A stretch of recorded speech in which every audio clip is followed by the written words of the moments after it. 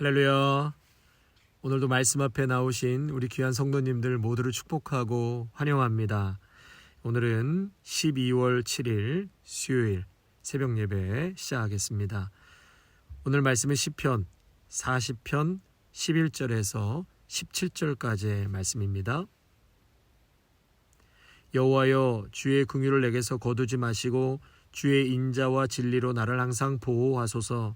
수많은 재앙이 나를 둘러싸고 나의 죄악이 나를 덮침으로 우러러 볼 수도 없으며 죄가 나의 머리털보다 많음으로 내가 낙심하였음이니이다. 여호와여, 은총을 베푸사 나를 구원하소서. 여호와여, 속히 나를 도우소서. 내 생명을 찾아 멸하려 하는 자는 다 수치와 낭패를 당하게 하시며 나의 해를 기뻐하는 자는 다 물러가 욕을 당하게 하소서.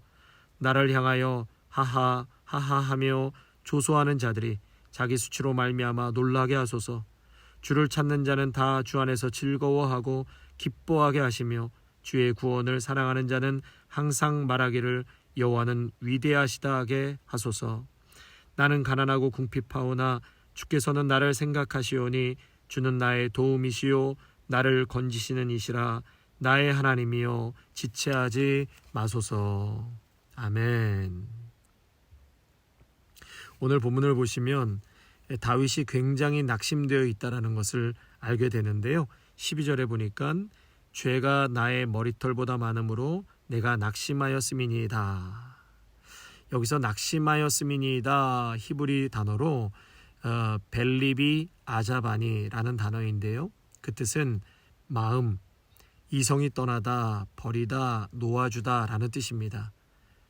그러니까 다윗은 더 이상 이성으로는 희망이 보이지 않는다라고 탄원하고 있는 것이죠. 그렇다면 무엇 때문에 이렇게 낙심되어 있을까요?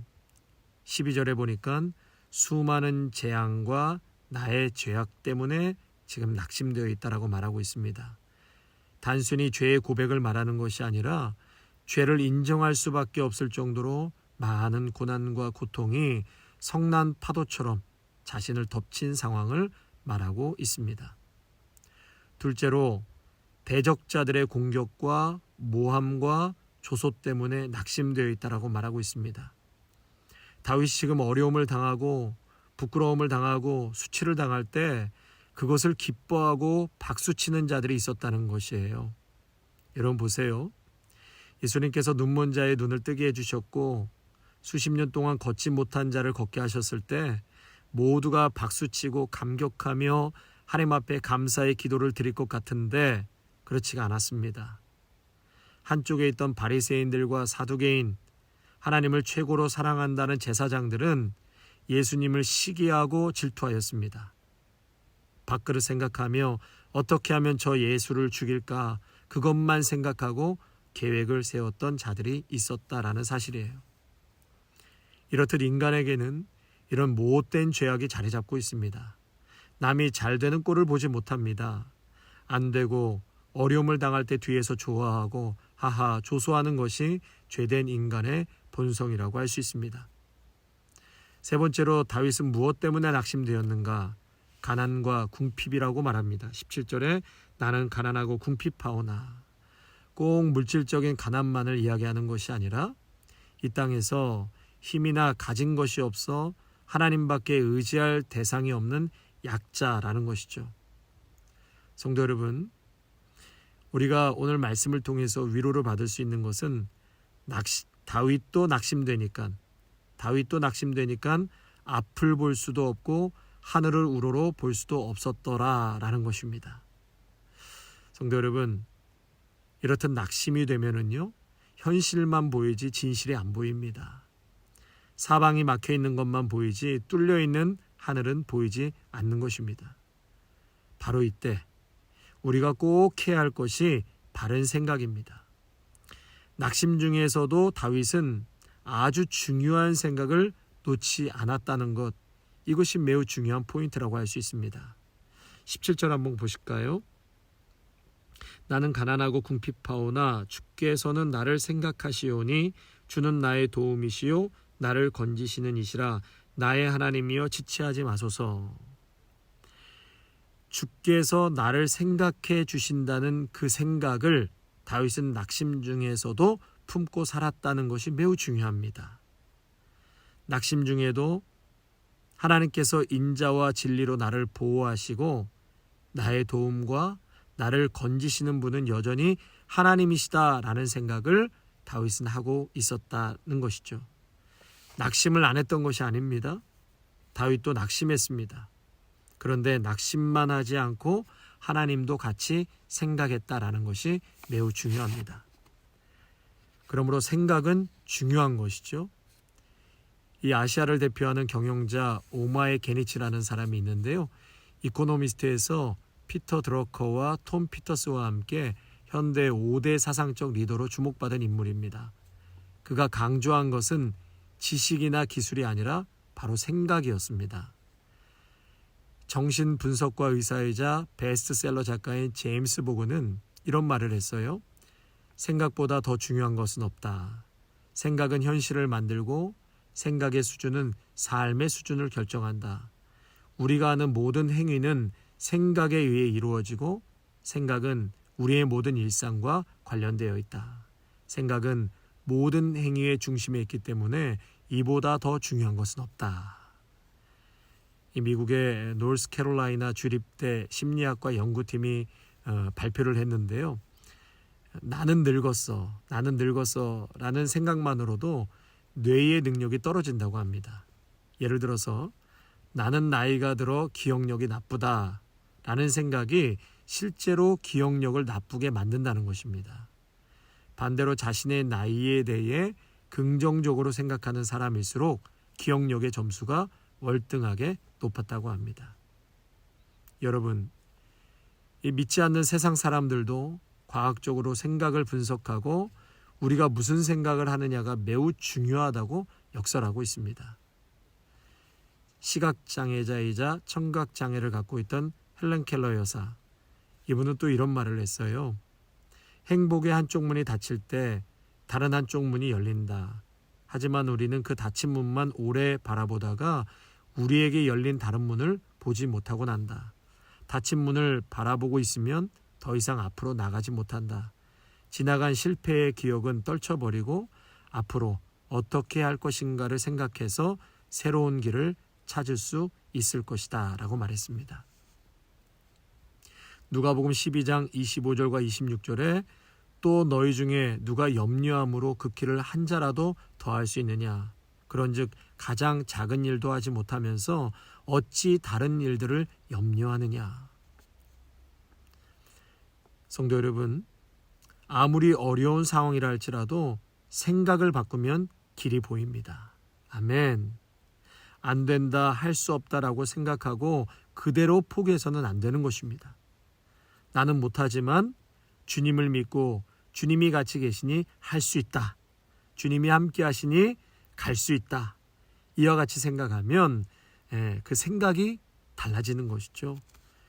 중풍병자를 지붕에 구멍을 뚫고 환자를 달아내려서 예수님께 고침받을 줄이야 누가 알았겠습니까? 할 수 있다고 생각하니까 집 구멍 뚫을 생각이 났던 것이죠. 사랑하는 성도 여러분, 풍랑을 보지 말고 주님을 보십시오. 어떤 상황에서도 예수님을 바라봐야 합니다. 인생에는 늘 풍랑이 일어납니다. 다윗도 낙심했습니다. 하나님, 풍랑이 안 일어나게 해주십시오. 이것은 성경적인 기도가 아닙니다. 적은 풍랑, 큰 풍랑, 풍랑이 언제든지 우리에게 다가옵니다. 우리는 어떤 상황에서도 환경을 보지 말고 예수님을 바라봐야 합니다. 눈을 들어 십자가를 바라보면 우리에게 삶의 길이 반드시 열리게 되어 있는 줄 믿습니다. 아멘. 이러한 낙심 중에 다윗은 하나님께 또 간절히 간청의 기도를 드리고 있습니다. 13절 말씀 우리말 성경으로 제가 읽어드리겠습니다. 13절입니다. 오 여호와여, 어서 나를 구원하소서. 오 여호와여, 어서 빨리 나를 도우소서. 얼마나 간절했으면 지체하지 마소서. 17절에 오 내 하나님이여, 지체하지 마소서. 어서 빨리 나를 도우시고 구원하소서. 그렇게 간절히 기도하는 다윗의 부르짖는 모습을 보게 됐지요. 1절에도 나의 부르짖음을 들으셨도다. 여러분, 간절한 소원이 있을 때 하나님께 부르짖는 기도를 하게 됩니다. 수로보닉의 여인은 딸이 낳기를 간절히 원했습니다. 한 과부는 억울한 원한이 풀어지기를 원했습니다. 히스기야는 병이 낫기를 간절히 원했습니다. 그래서 응답받는 기도의 첫 번째 자세는 우리 기도가 이리저리 헤매지 않고 먼저 내가 무엇을 원하는지 알아야 합니다. 내 꿈이 무엇인지, 우리 마음의 소원을 두고 행하게 하시는 주님의 뜻이 무엇인지 먼저는 그것을 알아야 하는 것이죠. 그리고 우리가 부르짖어 기도할 때는 마음에 가득한 것을 터뜨리는 것입니다. 원통하고 분한 마음을 토해내는 것입니다. 지금 다윗은 대적자들로 얼마나 고통하고 있습니까? 나를 괴롭게 하는 사람들이 수치와 망신을 당하게 해주시고 수치를 당해서 자신의 수치로 스스로 놀라 자빠지게 해주세요. 하나님. 얼마나 원통하고 분했으면 다윗이 이렇게 기도하지 않습니까? 부르짖으며 기도할 때 우리의 분노와 감정을 다 터뜨려서 기도하시기를 바랍니다. 하나님께 마음을 다 토해내시기를 바랍니다. 어느 집사님께서요, 이 남편한테 너무 화가 나니까 하나님, 저놈은 나쁜 놈입니다. 그렇게 기도하셨대요. 여러분, 이거는 기도라기보다 분한 마음을 토해냈는데요. 하나님께서는 사랑하는 자녀의 기도로 들으십니다. 그 분한 마음, 온통한 마음도 하나님은 기도로 들으신다는 거예요. 유진 피터스는 우리는 증오심을 억압시켜야 하는 게 아니라 기도로 쏟아내야 한다라는 말을 했습니다. 사랑하는 성도 여러분, 낙심 중에도 하나님에 대한 생각을 계속 가지고 가셔야 합니다. 나의 도움이시오 기가 막힐 웅덩이에서 나를 건지시는 하나님. 또한 주님의 긍휼에 호소하며 소리내어 기도하십시오. 부르짖어 기도하십시오. 마음에 있는 응어리를 기도로 다 토해내십시오. 내 원한을 갚아달라고 탄원하십시오. 구하고 찾고 두드릴 때 하나님의 놀라운 은혜와 응답을 경험하실 것입니다. 아멘. 하나님 아버지, 오늘 다윗의 이러한 귀한 탄원의 시를 바라보면서 오늘도 낙심 중에 고통하고 참 하늘을 바라보지 못하는 다윗의 모습을 보면서 한편 위로도 받지만, 그러나 다윗이 놓치지 않았던 것은 그 중에서도 자신의 생각을 하나님께 집중하고, 그럼에도 하나님께서 구원하시고 보호하시고 건져내신다는 귀중한 생각을 보게 되었습니다.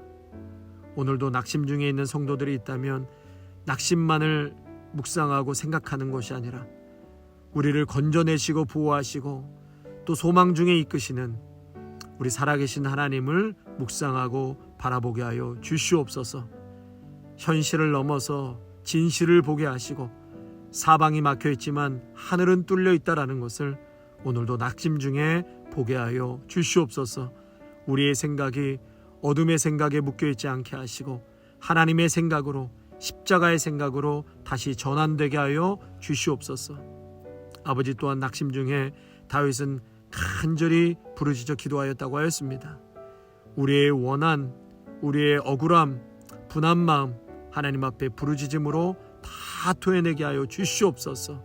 그리하여서 우리 모든 믿음의 성도들이 마음의 기쁨을 회복하게 하시고 평안을 허락하여 주시며 모든 것이 주님께로부터 나온다는 굳건한 믿음으로 이 세상 속에 살아가게 하여 주시옵소서. 하나님, 감사를 드립니다. 오늘 하루도 이 시편 40편을 깊이 묵상하여 이 다윗의 시편만이 아닌 우리의 시편이 되게 하여 주시옵소서. 예수님의 이름으로 기도하옵나이다. 아멘.